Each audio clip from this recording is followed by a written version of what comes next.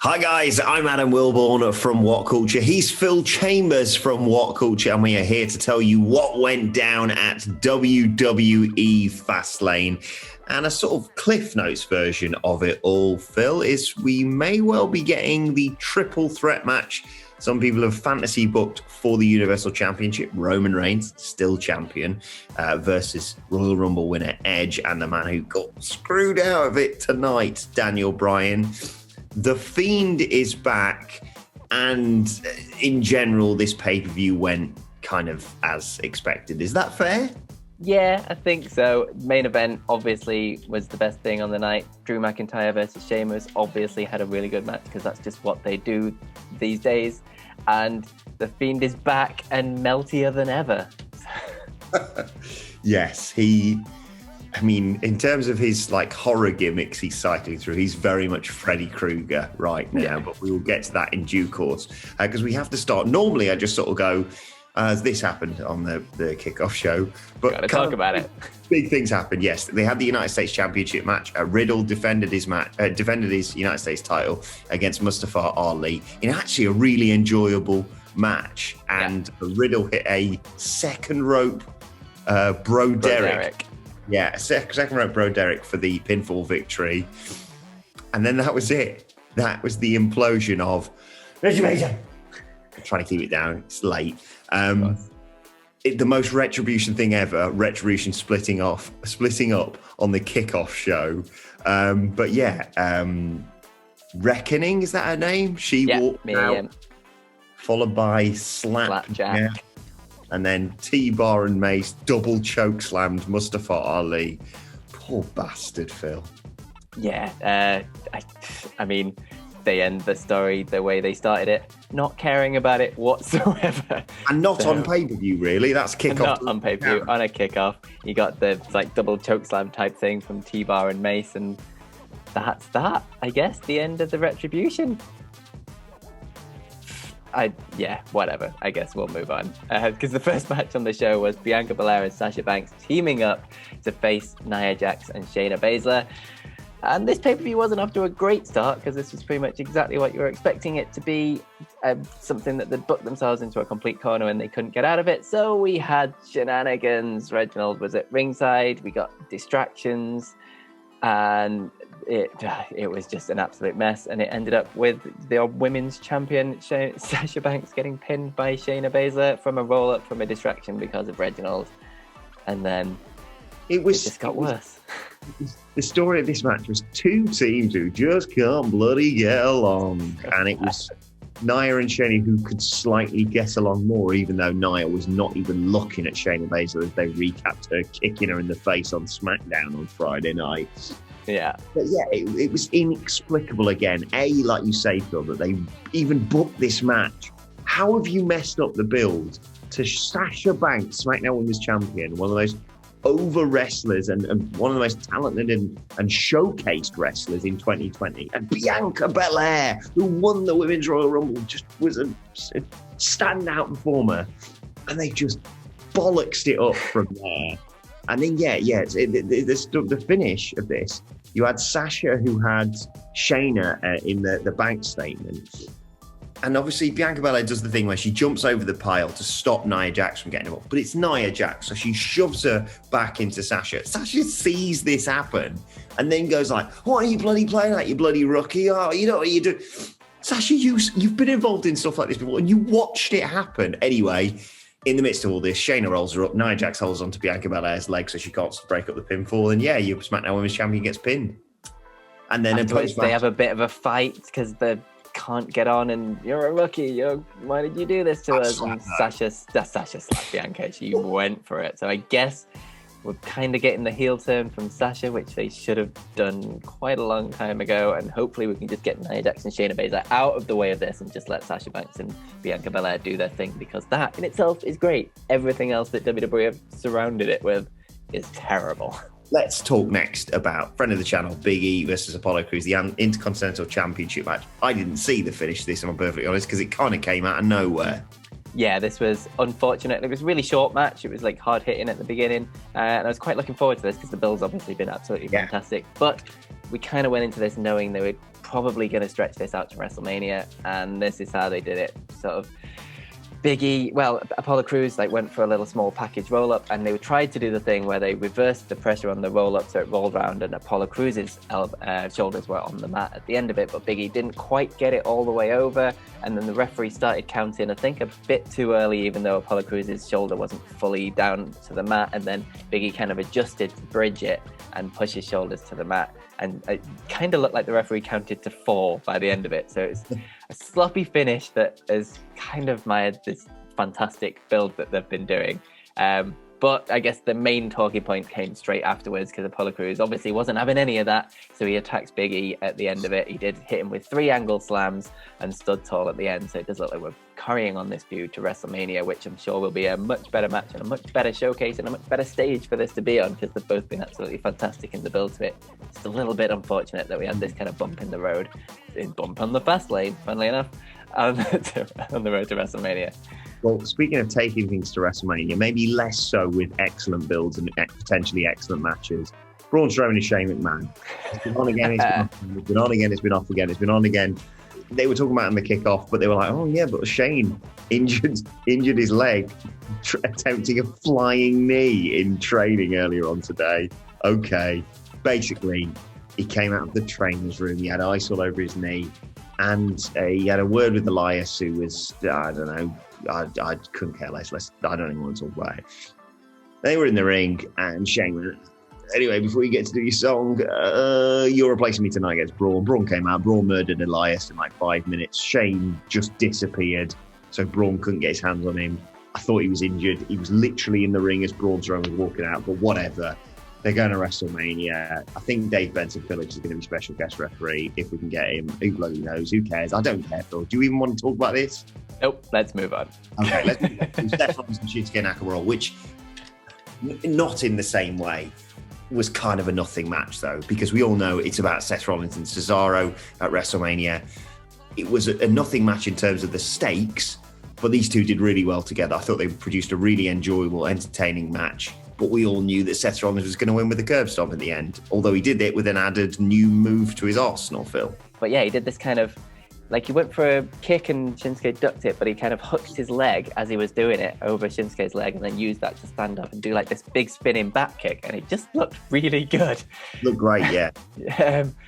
Another fantastic move from Seth Rollins. Hit him with the curb stomp at the end and got the 1, 2, 3. So it is Seth Rollins getting the win on Fastlane, putting him over. He spoke a lot about Cesaro during the match, obviously leading to that. Fine. Yeah. It's fine.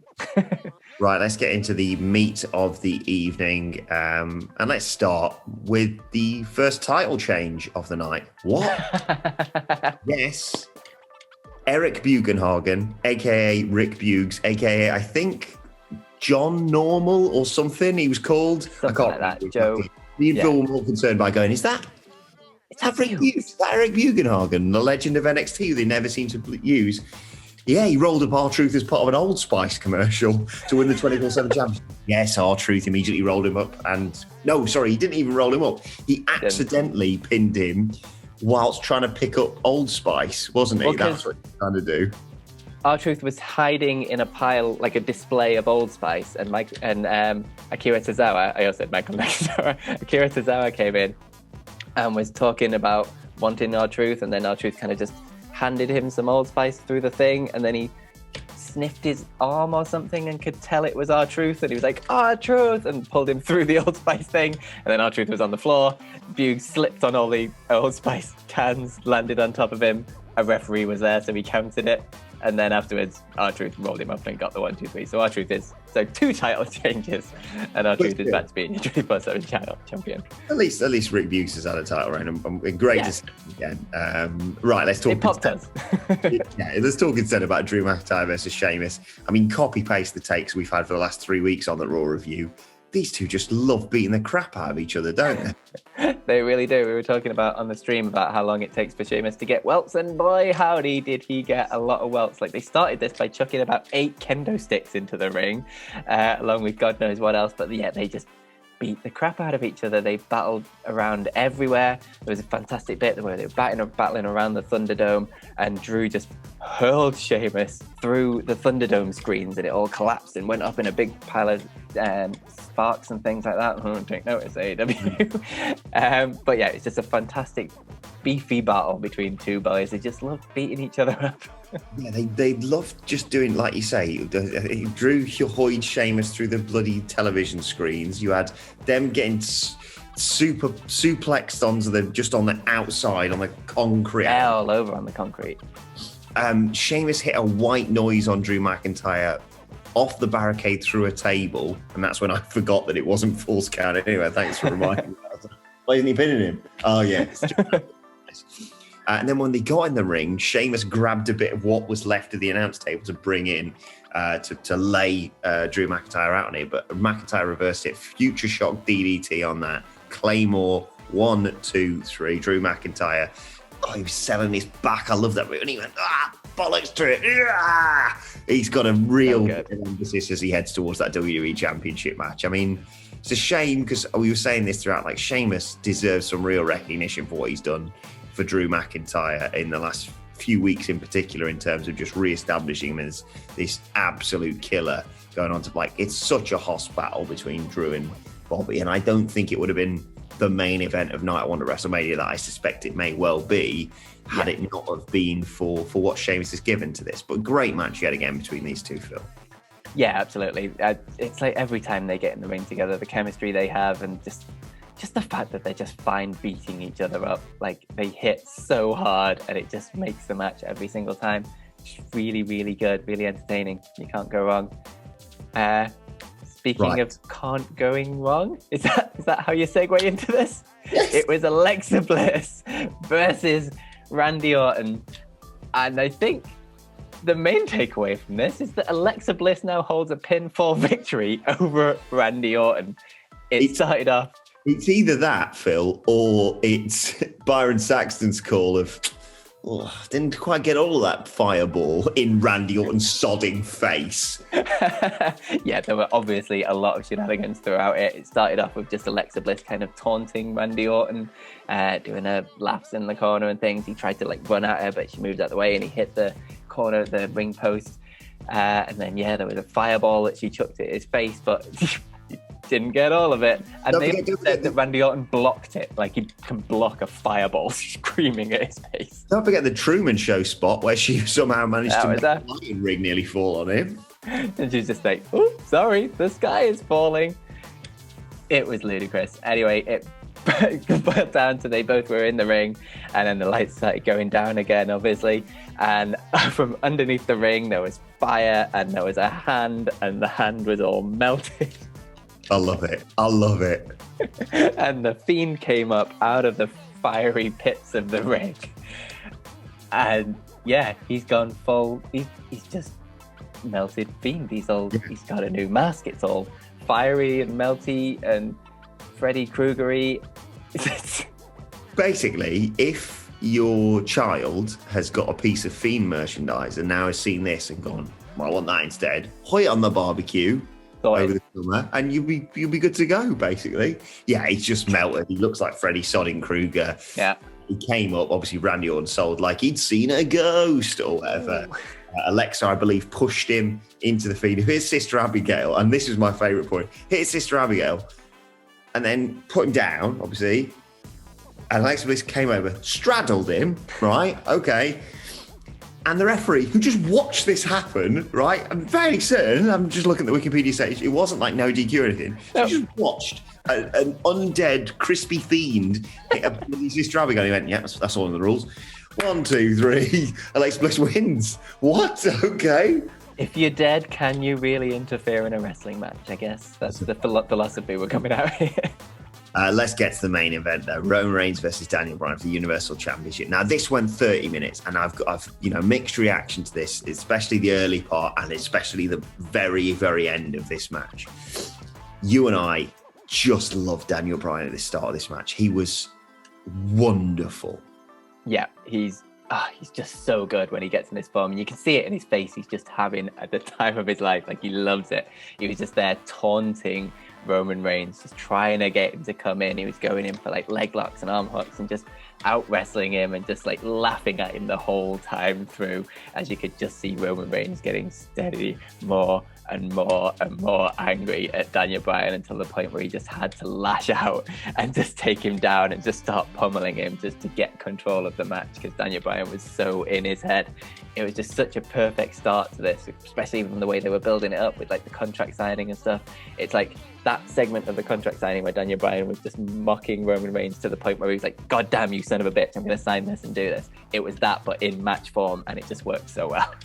And Edge had a very easy night of it to be in with. About 20 minutes of him being a special guest enforcer. He did bugger all apart from take his jacket off. But then, inevitably, as we all sort of anticipated, big old ref bump, takes a running knee, I believe, from Daniel. Fuck him out. At that point, Edge gets involved. Edge counts a near fall for Roman Reigns, who managed to strike in all the madness with the ref bump and what have you. But it was just Daniel Bryan consistently getting him in submissions, as Phil alluded to, and then the yes lock on numerous occasions. And then towards the end of the match, Bryan has Roman Reigns in the yes lock in the center of the ring. He sort of reversed it, and he's isolated him and really just made sure he cannot go anywhere, and he's getting tortured in this yes lock with all the stuff about never tapped out, etc. from Roman Reigns.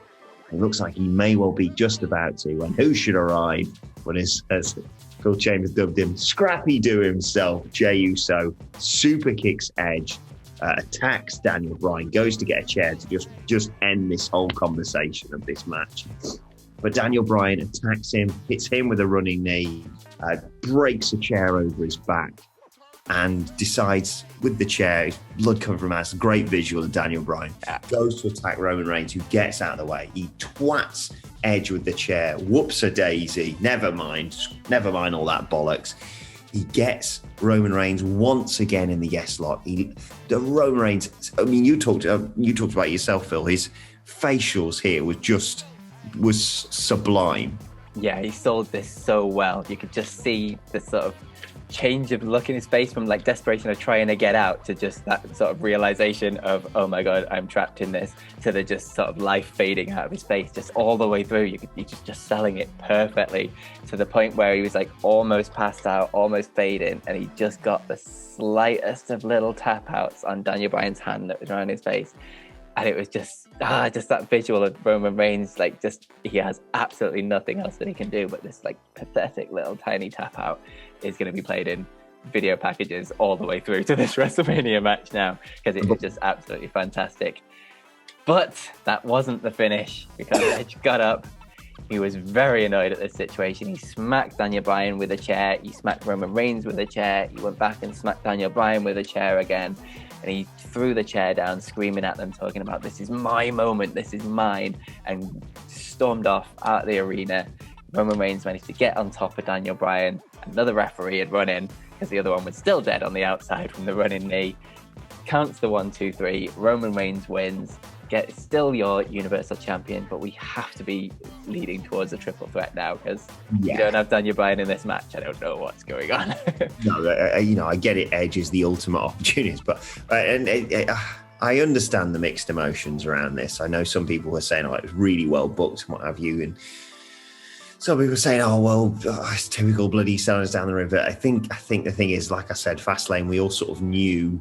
They said earlier on they were doing a plug for Peacock, and they said use the code Peacock Mania, and I thought that's what this show should have been called. It's just a dry run for Peacock. We all knew that, but yeah, the triple threat I think works really well, because you've got on the one side of the scale you've got babyface Daniel Bryan, then the other side of the scale you've got clearly heel Roman Reigns. But Edge is kind of in the middle. Yes, he's attacked Daniel Bryan and done what he did. Again, I do like the fact that with heel tactics, occasionally they're more believable if you can kind of sympathise with it. Daniel Bryan's kind of come in and been like, "Oh yeah, I came back from a career-ending injury, and I've got a big load of public support and what have you." And he's like, "I won the Royal Rumble. Everyone should be talking about me." But yeah, the triple threat, I have thought for a long time, I'm not going to do anything with the triple threat, but they kind of have to, like you say now, Phil, because it makes the most sense. And just the more you think about it, the more, yes, obviously Edge and Roman Reigns, spear versus spear is a great matchup. Edge versus Roman Reigns versus Daniel Bryan in potentially his last ever WrestleMania. That is money right there. Yes, it was convoluted the way they got there. Yes, if you'd paid $50 for this, you'd feel a bit shortchanged. But we're on the road to WrestleMania. It's less than 3 weeks away. Arguably, if you've paid your Peacock subscription, your network subscription or whatever for the month from today, you're getting WrestleMania anyway, so you're not being shortchanged. I don't know. I think the I get. I mean, it's a bit of point out of joint by this pay-per-view because, I mean, aside from the return of the Fiend and, I mean, an enjoyable match with a disappointing conclusion on, in terms of how it played out, there's not a lot to write home about, is there, from this show? But it is Peacock Mania, to use a WWE phrase, Phil. Yeah, definitely. This was never going to be a Big 4 pay-per-view. This was never even going to be a Big 8 pay-per-view. No. This is literally just a dry run for WrestleMania and just a speed bump that just happened to be in the way that they needed to test out this new system. And yes, it's gotten in the way of lots of storylines, very much including the Sasha Banks, Bianca Belair stuff. Probably that's what's been hit the worst by this. But the Edge, Daniel Bryan, Roman Reigns stuff, this isn't something new. They've been building to this for a long time now. The Daniel Bryan interaction within all this storyline has been going on for months now. He's been there trying to tempt the Ultimate Opportunist out of Edge, and now he's got it. Like, he's kind of got what he wanted in this Edge turn. So like all of this story, this does make sense. This is continuing, and the match itself at WrestleMania is just going to be absolutely fantastic. If that's the triple threat that they're going to, and Daniel Bryan back in the main event of Mania, you can't be mad at that. Love to know your thoughts on everything that happened at Fastlane and this final stop on the road to WrestleMania and where we go next from here. Let us know your thoughts in the comment section below. Don't forget to like, share and subscribe. And subscribe to What Culture Wrestling on either iTunes, Spotify, or wherever you get your podcast from. For daily wrestling podcast, myself and Michael Hamflett are going to go into a detailed review of it right now. I'll be asking Sidgwick about it as we preview Monday Night Raw a little bit later on today. And you can also let us know your thoughts on Twitter and let the guys know who do the news in the morning. Thankfully, I'll be asleep at that point because, as again, this is finished at a sodding reasonable time for once, WWE. AEW, take note of this. Take note. It's bloody an hour into your show when I was doing this last time. Jesus Christ. Okay. Follow us on Twitter at WhatCultureWWE. What else? You can follow both of us. You can follow Phil Chambers at Phil My Chambers, and you can follow Adam Wilborn at Adam Wilborn. Follow us all at WhatCultureWWE. But this has been Fastlane, What Went Down. My thanks to Phil Chambers. Thank you for joining us, and we will see you soon.